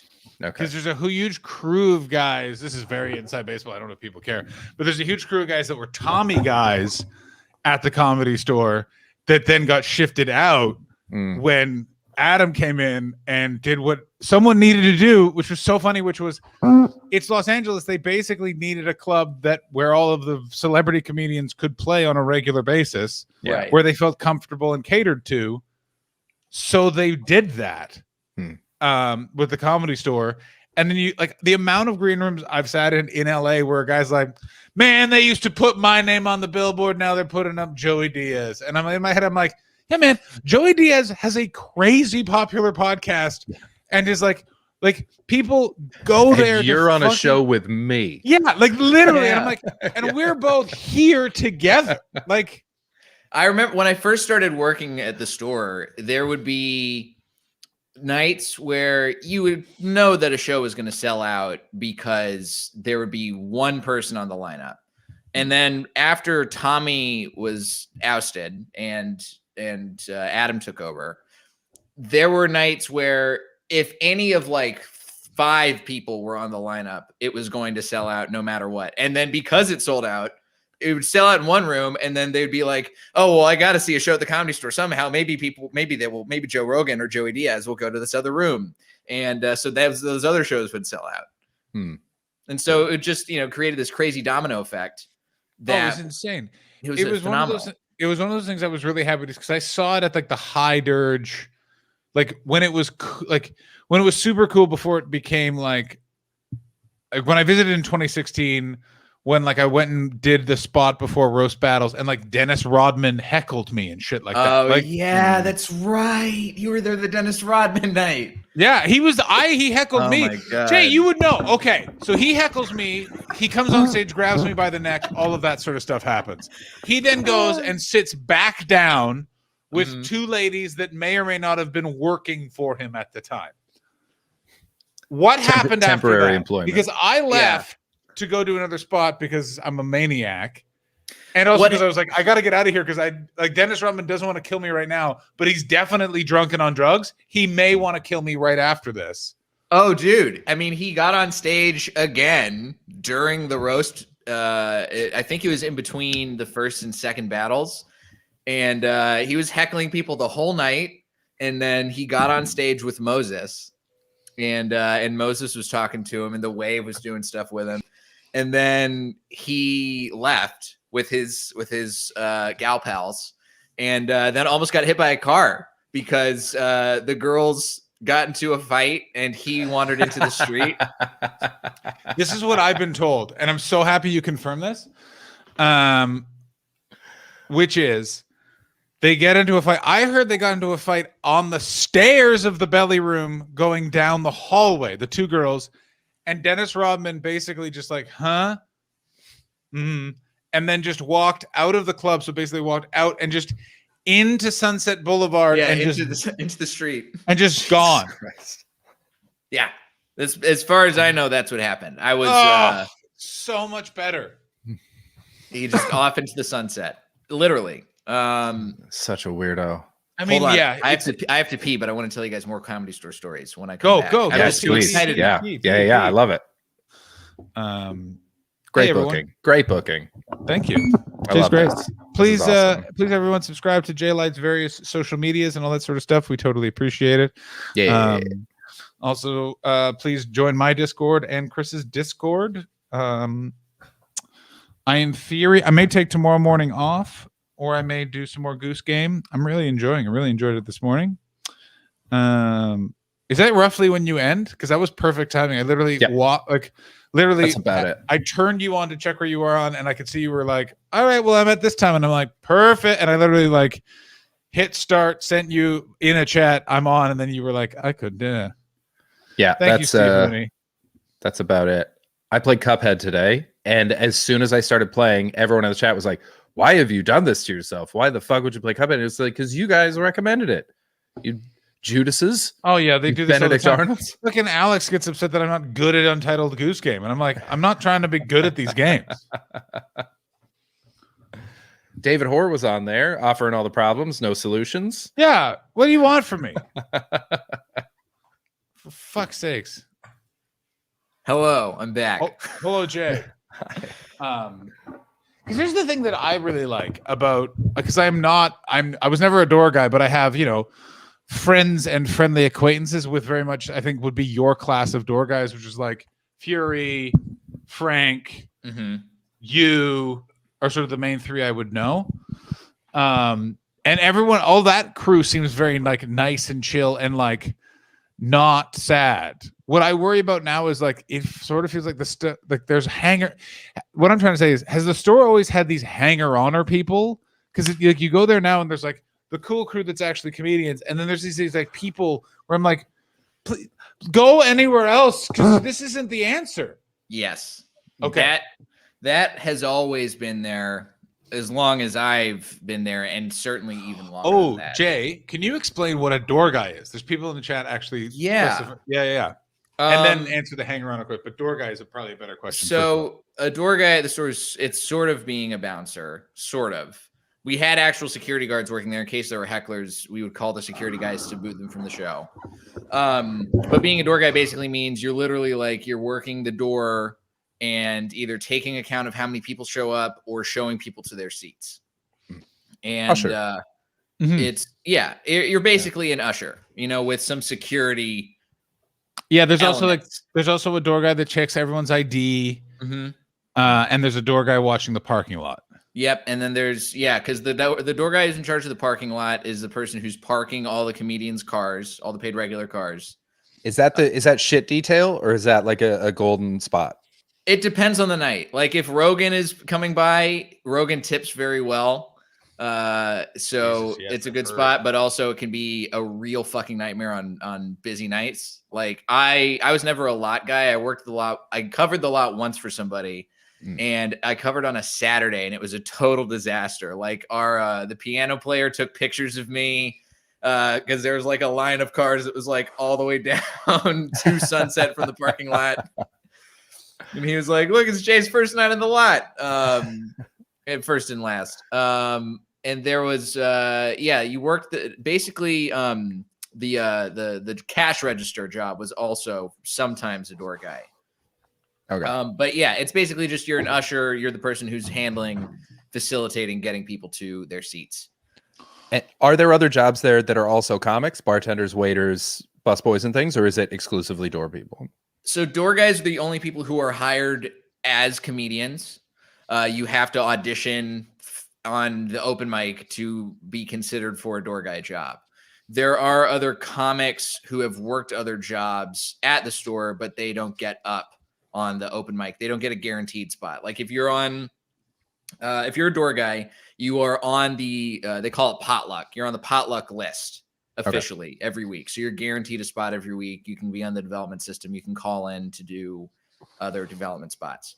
But there's like Punky Johnson, who's on SNL, was a waitress and a bartender before she got, she was there for in a couple of years. And then because she's not a door guy, she wasn't allowed to just be guaranteed to get spots initially. So she had to audition for the booker, who at the time was Tommy, in order to be on the potluck list. And then eventually, she made it, and she was one of the first employees passed to be a paid regular when Adam took over. And, now she's on SNL, and, Nice. Shit's going great for her. But yeah, it's pretty rare now for a door guy or for a non-door guy to be a comic, just because it's just not how the system works. Yeah, And and they must be made pretty very clear. annoying. They must be, because at least with the doorman, there's a system where the bartender is just like, hey, what about tonight? How about that would be frustrating. I can see. Yeah. that. It's also like it's that interesting thing of also being a door guy there. You're around a lot of comedy. Like it's that one thing of by osmosis, you're seeing a lot. You're all kind of around. This is a great question. Do the door guys get paid? I know that they didn't used to get paid the legal wage. Jay, what do they get Correct. paid? We get paid minimum wage now, and then you also get tipped for various things. So, if people like the seats that they get, then they'll usually give you some cash. Is the wink, wink, nudge, nudge way that I can say it. I really Yes. like that you still say we. I think Well, that's we're- great. I think we're- that's fucking great. We're guys. Once door guy, Oh. always a door guy. A little bit. They absolutely are there. It's the gang within the gang in LA. Like you can kind of see, like it's fast. I find it utterly fascinating. It's one of those things where it's like I don't want to be a door guy now, but I'm like, oh man, I wish I could have done that when I was like a couple of years into comedy. It would have been really fun, and it's like a nice kind of like bringing together. It's also that thing of Jay. You have writing jobs and a cool apartment and a nice girlfriend. So I'm sure we could also find some real bitter door guys from your time, like a dude who's living with 11 roommates and only makes ramen and is still a Right. door guy. But that's the thing is like Although those guys out of don't. my class of door guys, there's only a couple of guys who are that. Out of how pretty many? good. Out of, I mean, I would say my class is big because we had a lot of door guys get hired because of how busy we got. I mean, there were probably like, God, I would say the tail end of my class is really like, there's like a core group of like 20 to 25. Okay, door wow, guys. that's a really good percentage among comedians that turned out bitter and lost. That's really Right. good. What's- Yeah, out of that, there's maybe like 3 that, I mean, that actively are not doing as well compared to the majority of them. And even then, it's still like, all right, you get to open for Pauly Shore. Oh, you landed a pretty big role in a Netflix movie. All right. You know, like, so it's not a total wash, but it's also like those comics, some of them you watch and you're like, oh, you're doing the exact same set every week on Potluck, right? And it's only 3 minutes. And also you have a big drinking problem and you don't talk about it. And you doing all right? You sure? Yeah. All right. Yeah, there's a couple of those guys for sure. I mean, it's an interesting system. What I always found fascinating, and this is how like fucking Clockwork, if someone was a dick. So the story is very much it's a kingdom unto its own. Mm-hmm. And I find it a bit intimidating because there are rules. There's just fucking rules. There's Yeah. 1,000 little kings in the kingdom. You just gotta fucking know where you stand with it. It's fascinating. Mm-hmm. And one of the things is that don't fuck with the door guys. Yeah. They think of the door guys as comedians who happen to be wearing a Comedy Store t-shirt. That's how I always thought of it. They're not fucking bouncers. They're not below you. It's same level. In fact, they're above you. Because if you fuck with them, they're gonna know within 30 seconds. For example, I was going to do a show with someone else. I'm gonna leave the name out of it. And when we walked up, Private chat. Private chat. I don't know if Jay will know. Chris will know exactly who I'm talking about. Private chat. Private chat. Oh, we're going. Private chat. Oh yeah, I can see. Oh, yeah, okay. Yeah, I can see Do you that. remember? Jay, Yeah, I remember you were this. there. You were Yeah. there for the battle. You weren't there bye, for the Steve. other show that happened beforehand where I literally wanted to walk in front of a truck. So we walk up. So you walk up to the Comedy Store, and it's this black building in the middle of Sunset Boulevard. Like, and like, it's literally, it was Ciro's. It's a mafia club. It has a fucking vibe. The door guy always just goes, check your ID. Check your ID. And by the way, I've seen him ask actual movie stars, I need to see your ID. It's the fucking law in California. It's how it goes. Have to have an ID to get into the building. Yeah. Show your fucking ID. That is good to know. I would not have shown up with an ID when I came out to LA, so I'm very glad to know that. Yes. Yeah. Take out my ID and show it to him. The person I'm with goes, we're on the show. Get out of the way. Literally said, get out of the way. And in that moment, I remember I made eye contact with the door guy. You see how I'm not like, and he was like, yeah. And he's like, cool. And I remember, because I knew that we communicated. I can't remember which one it was, but he went, cool, thanks, John. And then he turned to him and goes, man, I don't care if you're on the show. You got to show your ID. It's like, oh, come on. And like this whole thing. And I'm like, don't fucking do that. Do you understand? And I'm like, by the time we walk up to the belly room, he's going to be on his radio and they're going to fucking know. Yeah. And I literally, by the time we got to the belly room, I don't know if this is true. I'm reading too much into it, but like 3 door guys said hi to me that were setting up chairs, and then like just looked at the other guy, and then just kept setting up. And I don't know. I may be reading too much into it, but it was like it's so fucking clear. And then also he went on to not have a good battle. That was the other thing, and then that was also brought up. Like I'm like, they're gonna remember, man. Yeah, it was not a good battle and not a good look for him. Like it was just like, dude, come on. Like it's also that thing. It's just some people just aren't, I've had that happen. I had a ex-girlfriend of mine who I found out after the fact. Jay, she was going to the door guys, and she was like, just starting out in comedy when we were dating. And then I found out later on, would go to the door guys, and she wouldn't have her ID. And they would be like, well, you have to have your ID. And she would say, I'm Jay Light's girlfriend. Don't you know who I am? I'm Jay Light's girlfriend. I'll tell him to come here right now. And they'd be like, no, just get on. And then I didn't find out about that until after we had broken up. Is she still doing that? Is she still doing comedy in LA? Yes. Put it in the fucking private chat right now, Jay. Private chat. But yeah. Oh, I know her. Yes. I don't know her. I've seen her at the store. Yes. Oh, that's a fascinating return to the scene of the crime. Well, it's one of those where like she's sort of in the like the in between of like people who are in and people who are hanging on, where like she's there, right? But she's not in. Yeah. Yeah. It's an active fear of mine. I'm very careful with that place in particular, speaking for myself. Of like, I have friends that have worked there. I have performed there, but I will only go hang out if one of my friends who is a in person is there. But like, I won't just go and hang out because it feels fucking like we were talking about before. There's certain parties you get invited to that you don't go because it's not going to be fun. It's not fun for me to just sort of stand in the corner of the patio. Exactly Desperate. how I feel. It stinks of desperation to be like, I'm just going to physically be here, and then maybe they'll invite me over to the cool table. Yeah, it's like, Jesus no, Christ, man, stay home. Well, that's especially because like I think to some degree that's an artifact of the way the store used to be, which was you had to hang out a lot and the booker would know who you are by hanging out. Because the store used to not be sold out every night of the week, and you used to be able to actually get FaceTime with the booker, and they'd be outside smoking weed and see this person and be like, oh yeah, this is you're a comic, right? Hey, I'd come by, I'll get you up on potluck. Maybe we'll get you an audition or something. And now, there are still a lot of comics who hang out at the store.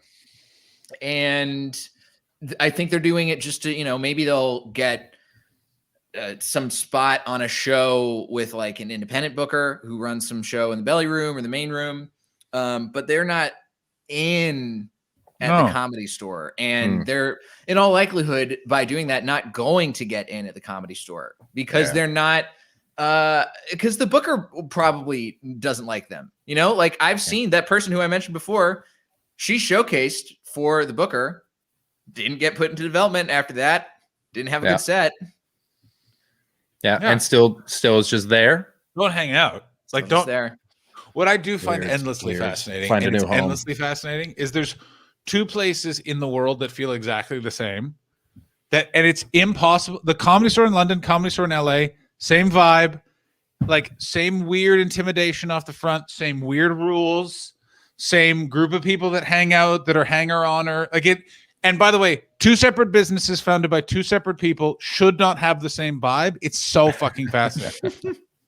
It's literally like the rules to even such an extreme point. It's like there are places you are not allowed to sit unless you are either an employee or a paid regular. Right. And this is like the classic thing of like, you're a door guy. If you're working in the original room, you have to go to people who are sitting in this certain row of seats, and it's only 5 seats. And if somebody who's not a paid regular, a guest of a paid regular, or an employee sits there, you have to go to that person and you say, hey, I'm so sorry, this seat, you can't sit here.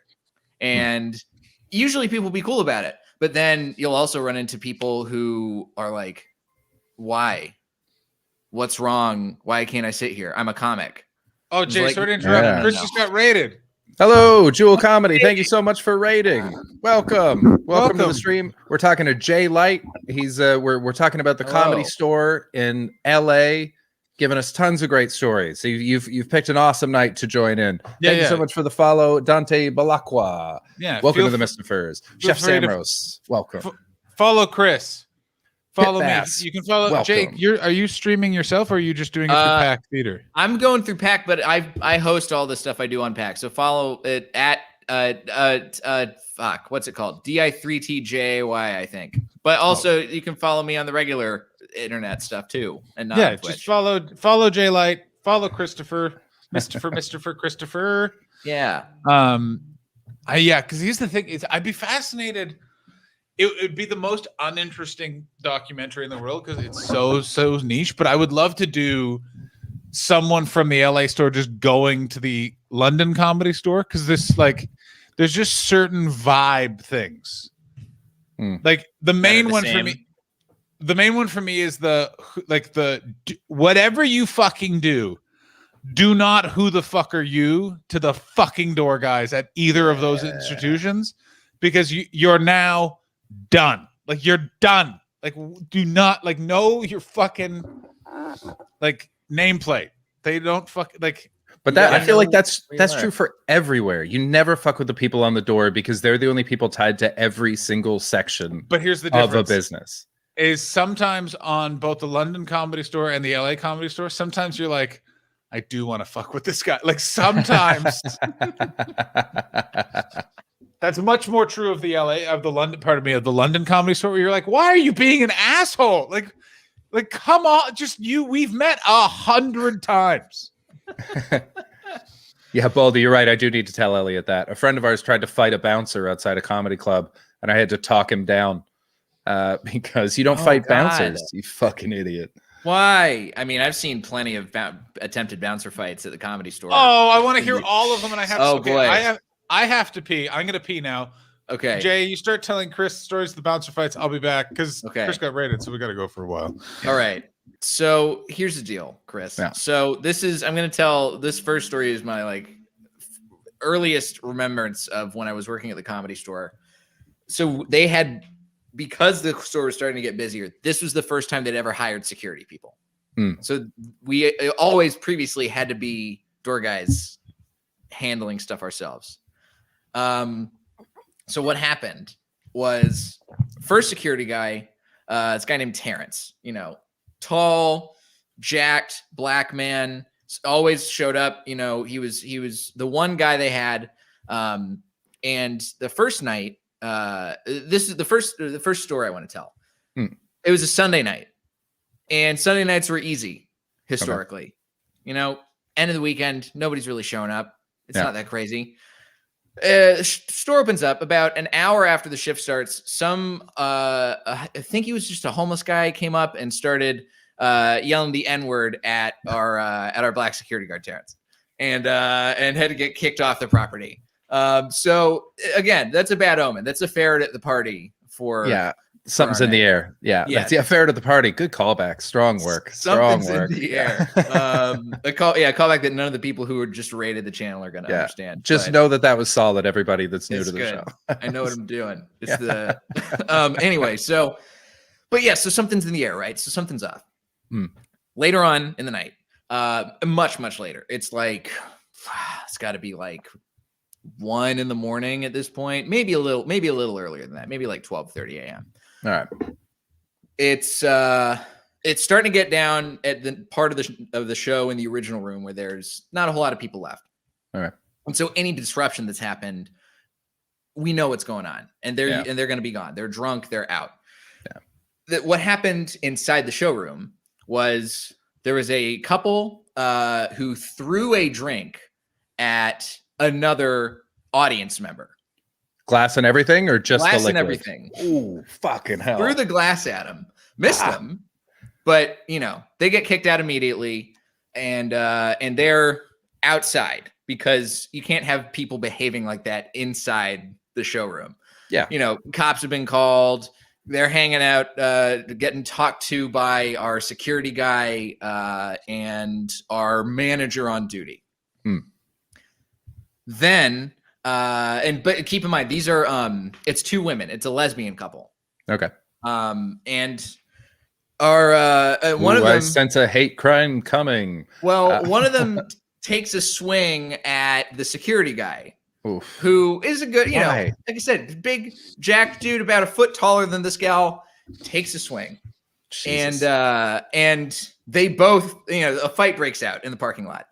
And what happens next? This woman, one of them has to get tackled. What's going sorry, on? Jay. Somebody's He just got raided. Thank you so Again. much for raiding me, Ruffled Raid. Thank you so much, everybody. Welcome, Raiders. We're talking comedy stories. Yes. With Jay Light at the LA Comedy Store. Please feel free to fucking subscribe or follow. Yeah, I love you all. Yes. And follow Jay Light, of course, and follow Chris. Yes. They're also Do on the it. stream.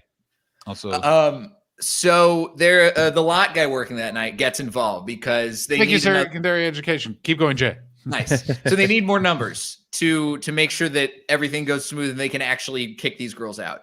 So the lot guy gets involved. Lot guy's a guy who wears glasses. One of the women punches him in the face, breaks his glasses. That bitch got. That bitch in the lot got is what he got.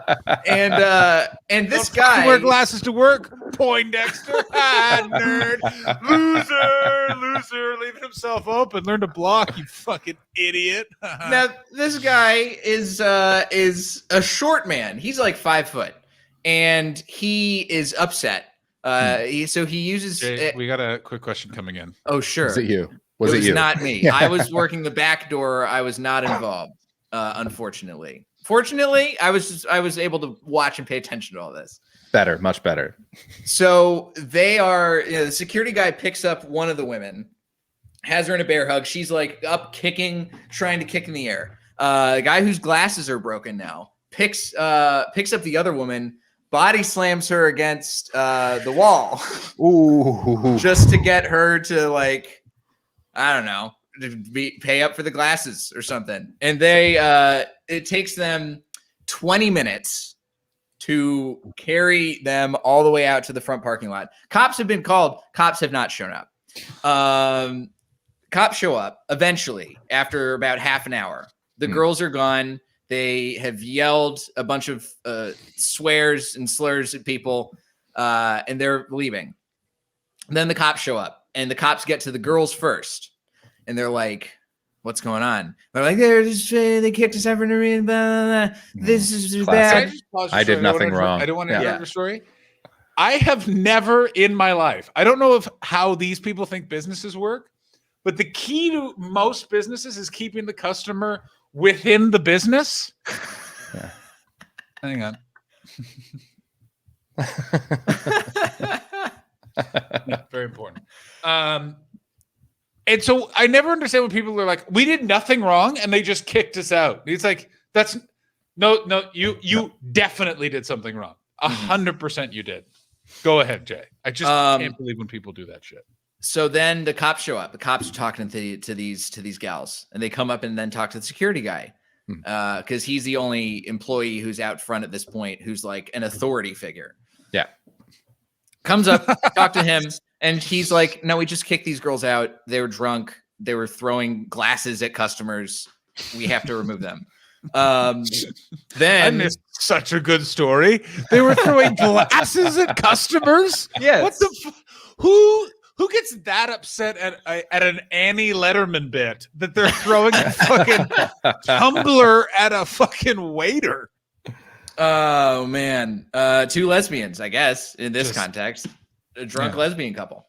Wait, so then, who was on stage? Because there's a couple of people I'm It- thinking honestly, would be really anti-lesbian. I mean, it might have been Annie Letterman. I don't think it was, but it was in the late enough range where it was probably like Annie Letterman or like Jeff Richards or somebody who's in the 12 to 1 o'clock slot, you know? Right.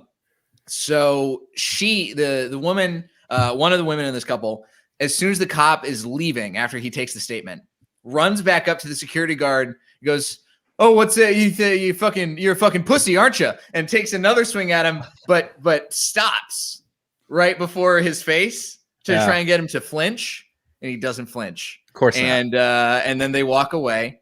Yeah.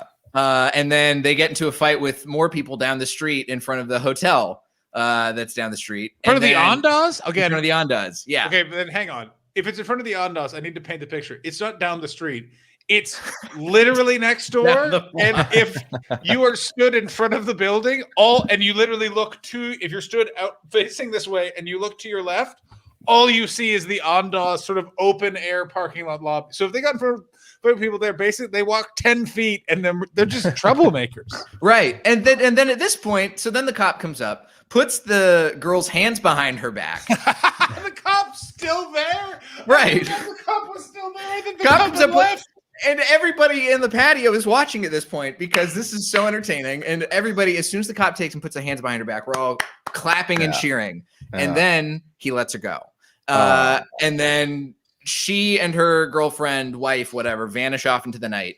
Then, no shit, another 15 minutes go by. Then 5 more cop cars show up to the Comedy Store. And they're like, "We heard there was an assault happening at the Comedy Store. What's going on?" And we're like, "You missed all of it. You didn't do your jobs. None of you Yeah. did your jobs. Yeah. Whoops. Ask your friend who let him go. How about that? Yeah. Stop How about bothering that? me. Let's all be honest. All of those cops really like Joe Rogan, and we're waiting. They got. Hey, listen. All cops are Joe Rogan fans. I heard that on It's This true. American Life. Yeah, Spot yeah. on. They did their research. It is really weird. Did anyone else enjoy very briefly how Mark Maron tried to like throw some shade towards Joe Rogan on his special, and Joe Rogan was like, "What? I don't care." And I was like, "Yeah, good for you, Joe Rogan." Like, Yeah. clearly Mark Maron's trying to get something going, and he was just like, "Who? What?" Yeah. Sorry, I'm too busy literally having $100 million. So I'll just. You still hate me from when you were on cocaine, and I. Sorry, I'm and too you- busy having multiple compounds. Yeah. Compounds. What a terrible noun. Oh, the Oh. next 20 years are not going to be kind to Joe Rogan. No one that owns a compound ends well. No, but I disagree. But if you have more than one compound, people just kind of prop you up. Like America in general has many compounds, and the entire world's just kind of like, well, we just need these fucks to keep going now. Mm-hmm. Yeah, Yeah, but compounds are a real industry. I mean, All who- I compounds don't- are bastards. all compounds. so's all Kool-Aid and compounds so's are arsenic. bastards. Yeah. Hang on, let's just bringing this up from Baldy. Also, David Hoare has him. I left a bar when a brawl kicked off and watched as an old man stood amidst the chaos, finishing his pint at the bar.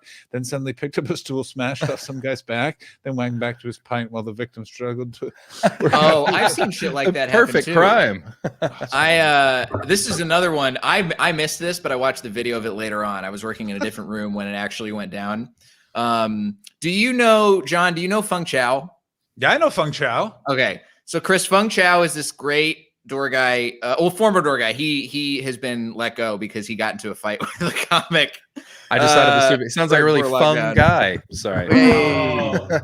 Wait, was this this wasn't recently? This was a while ago. This was, I mean, it was before COVID, but it was still, like like, right around. before COVID. He was, I think, the Wow. last person to get fired from the Comedy Store. Woof. He was like, and once you get fired, you can't come around. You're banned for 6 months, and then you're banned from doing spots for another 6 months on top of that. No, but he was Wow. doing window spots. Right. But this was like, this is, I guess it was a while ago. I have no sense of time anymore. Whatever. Anyway, Feng Chao is a great dude, guy in his, he's a Chinese immigrant. He's got crazy sleeve tattoos. He was in some sort of a gang back in the day. Right. And he is just like on stage. He's like Chinese Anthony Jeselnik. Okay. And he is also just like the guy you want in your corner. Like he will literally fight for you, as would happen in this Nice. story. So, there's a night that comes around. These guys are super coked up in the belly room. They're heckling. They're being loud. They get kicked out. And they start a fight inside the belly room with the security guards who come to kick them out. A fight that breaks out from the belly room, which is upstairs. And they literally crash into the door that leads to the stairs that go outdoors and Okay. fall down the stairs, Whoa. toppling down the stairs. How hard did they hit that door? Because it's a big metal. Like They hit it emergency right on door. the push thing. Oh, okay. So it was just like, it was good placement. Yeah. But yeah, they come in and it's, so two guys come toppling down the stairs. Another guy follows them down, followed by our security guard. And then there's one other guy who's with the group, who's not part of the problem, but he's just standing there on the side, like trying to just not be involved, right? Like he's not trying to stop his friends. He's just kind of being like, guys, come on. And fellas, no, Yeah. no, If- cocaine, he's- no. If he steps in, then they beat him up as soon as they leave. Yeah, That's yeah. what they got to take it out somewhere. So Feng Chao is working the back bar that night. And if you're working back bar, you can very easily run out to the parking lot. Yeah. And he heard there was a fight going on. So he ran out to the back parking lot and sees there are two guys on the ground fighting with security guards and sees the third guy standing by and goes, "That's my guy," and runs over and clotheslines him and tackles him to the ground. This is very good. Buddy. And this guy totally blindsided, didn't see it coming at all, which is great footage, by the way. amazing video. And And yeah, and then there was like a girl who was with their group who got involved in the fight too, and was trying to like, she was like kicking at Feng Chao and kicking the security guards. And I mean, eventually they all got kicked out. But yeah, then I heard about all of that like 20 minutes later because I was in the main room, and so I was on the complete opposite side of the building from where all that was going on. I mean, you say it's not a big building. Like, I'm gonna say you were maybe 10 feet from that, 15. No, it's big enough. Where were you in the main room? If you're in the main room front entrance. Yes, you are. Then you are further away. Yeah, you are on the other side of the building. But if you're literally like the main room, belly room entrance, like you should have heard the whoosh of a body getting clotheslined. Oh yeah. No, so poor Feng Chao thought he was helping. Right. But, I mean, in his own lost way, everything. And lost everything. But that's not how he got fired. That's not how he got fired. No, this is how Feng Chao became bona fide legend at the Comedy Store, is by doing this. Yeah. No. Okay. There wouldn't. Listen. I'm not in that. I'm not in with the crew. But I do know that. That wouldn't get him fired. Okay, that's good to know. I thought that was his firing is. story. I felt very bad for him. No. He got fired. He got into a fight with a comic. Another door guy, actually. He got into a fight with a door guy in the back bar one night. They were both drunk. Feng Chao regrets going as far as he did with it, but hey, water under the bridge at this point. Yeah. I mean, it's damn fun. it. I mean, I'm so happy. I mean, I really now just want to go do stand-up comedy. Yeah, fuck, I miss it right now. Oof. But we can't. Who's on Chips and Turfs tonight? Trips. Tomorrow, let's see. Chirps and Turfs. Who do we have this week? Greg Fitzsimmons. Hey. Nice. We have, oh gosh, I'm actually gonna pull it up right now. I have the event. Do you stream these shows as well? No, it's live only. So if Nice. if any of your audience winds up in Los Angeles and they're looking for something to do outside. That's me on Jay's character show when I was playing the override. Yeah. comedian. Oh, that's what that's from. Yeah. That was a fun show. How did that Christmas tree taste? Pretty good, I gotta tell you. Pretty Nice. great. Not really. but it Yeah, was we have Greg Fitzsimmons, Lori Kilmartin, Omid Nice. Singh, and Brian Moses. Great lineup. great lineup. Great Great lineup. lineup. Lori Very- Kilmartin, I would say quietly best comedian in Los Angeles. I'm gonna say quietly Lori Kilmartin, best comedian in Los Angeles. I love Lori. She's She's funny. so fucking good. Like so good. Like she has about 10 minutes right now about her mom dying of COVID. It's very good stuff. I hope Wow. she does that at the show. Oh That my would be God. great. Yeah. Just talking about it, it's just weird when people feel obligated to say my condolences. Like, but it's like, but I don't like, some people you don't like, but they still say, you're like, no, I'm not thinking about my dead mom. I'm thinking about how I don't like you. Like, it's just so good. Man. But yeah, so I'm excited to have that. And then now there's like park shows popping up. You've done the comedy rhetoric shows a little bit, haven't you, John? We're doing another one next week. Yeah, there's sort of like there's like 5 or 6. Ocean open mic is coming back, supposedly. So yeah, there's sort of stuff slowly happening. I don't really know. The Jungle House show in North Hollywood, which is a backyard show. It's very fun. What is the Jungle House show? Tell me of that. I'll message you after. It's a fun show. It's just an outdoor show in a backyard. They were doing it before COVID, and then COVID shut them down. But they do an open mic at the same house on Wednesday nights, and then they do a monthly. Sweet. Yeah, there's a couple of open mics. Like, there's like those Rebel guys. I can't find where they are. I did go to one open mic on a Friday that was just inside, and 3 people weren't wearing masks, and I was just like, no, absolutely not. No, I absolutely used to live by an open mic that was an indoor open mic that was still operating, and I went there a couple times because I was literally just down the street from it when I lived in West Hollywood. And then after that, I was like, do I need to do this? not. Yeah. No. Yeah. I'm a pass. No. I haven't, because of the nature of London, I haven't done one. I haven't done a show since a year ago, 2 days ago. Wow. So a year and 2 days it's been since I've done a live show. I've done some Zoom shows, and I do like I do the show that I did earlier tonight where I debate with comics, and that's really fun. But yeah, I haven't been on stage in over a year, and it's fucking weird. Man, What are you like? Is it coming back? Well, I guess like, are you trying to put stuff in now for like May, June? No, I don't believe it. I'm gonna go back to Canada once we get our vaccines. We're gonna we're gonna go back there because I think it'll come back sooner and more robustly there. Because I don't think the it will. UK's I think Canada's fucked now. I've heard the really? infrastructure there is terrible for releasing the vaccine right Well, now. the problem with Canada in terms of the vaccine is this. They're still in like the 80s, the 80-year-olds, and they're staggering it by 4 months. So I'm in the United States. I waited in line. Jay, where are you in terms of getting vaccinated? Oh, I'm fully vaccinated already. I I'm got half vaccinated a vaccinated. couple weeks ago. Yeah, Nice. and how did you do it? Did you pre-existing condition or did you wait in line? No, I had a friend who runs a long-term care facility get allocated extra doses, and he was like, "Hey, do you want to get vaccinated? Because these are going to expire." Yep. And I was like, "Yep, I will be over Nice. there post haste." Yeah, like that's my thing. Is I waited in line. I waited 5 hours and I have half the vaccine, and I'm going to go back and get the other half. Yeah. There, done. Fuck you. Like, Yeah. I mean, I got friends of mine who are literally calling pharmacies at, an hour before closing time and saying, "Hey, do you have any extra vaccine doses today?"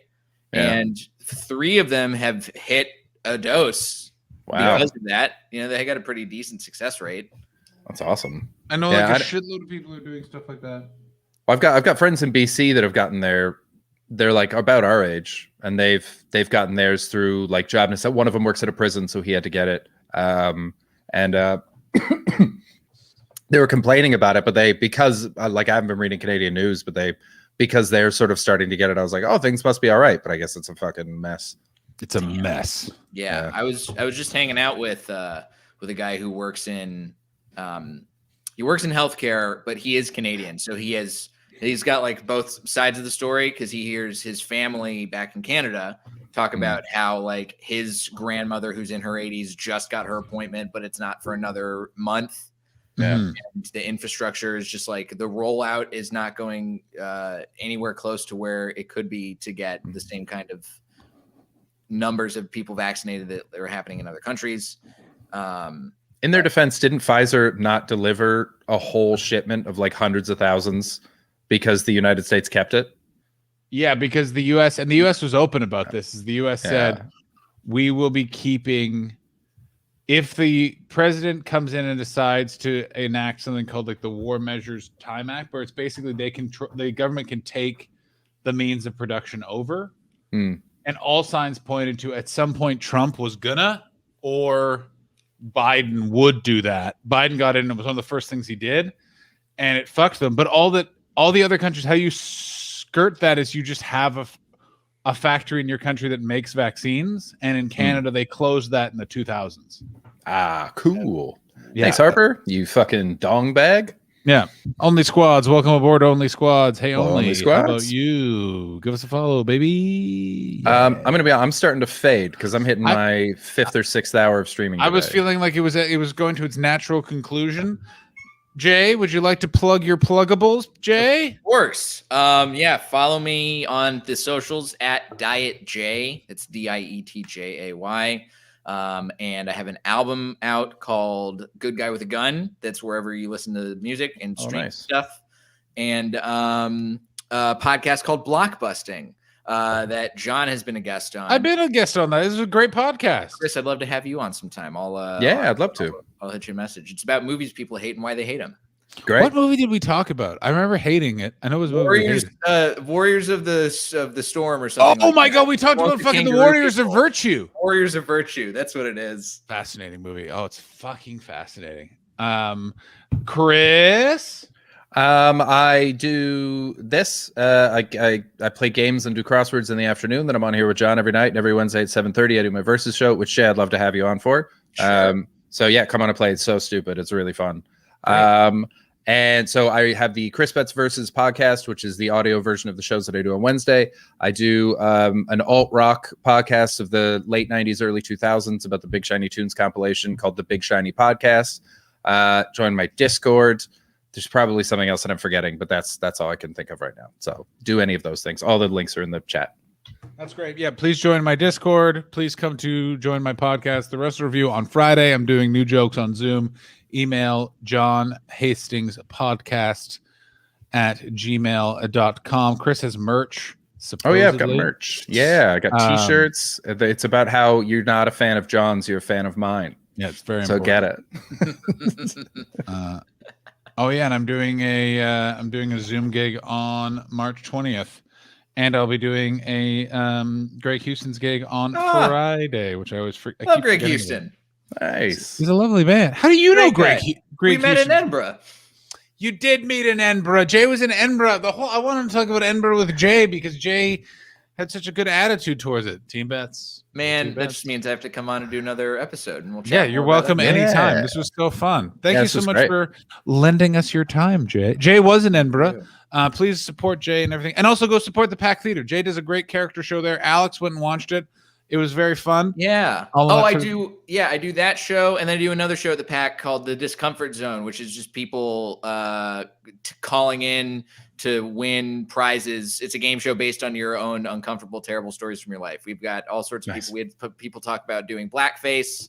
We had people talk about getting into arguments with their dad about denying the Holocaust. It's been crazy. The stuff that people tell us is remarkable. So Awesome. call in and hang out.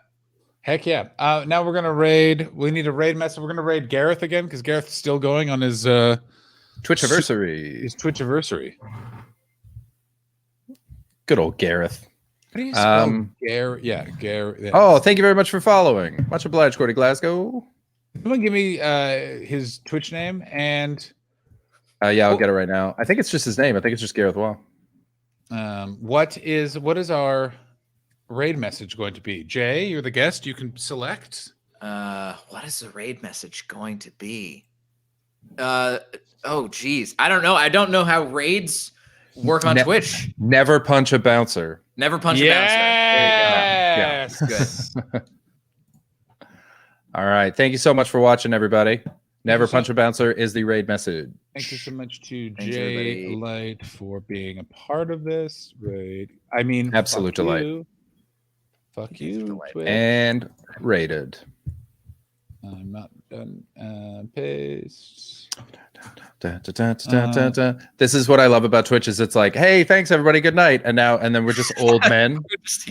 How do Yeah, we it's so unfun. It's the lamest thing in the world because you're like, how do I? Oh yeah, that's how we do it. So fucking lame. All right, I'll turn this off.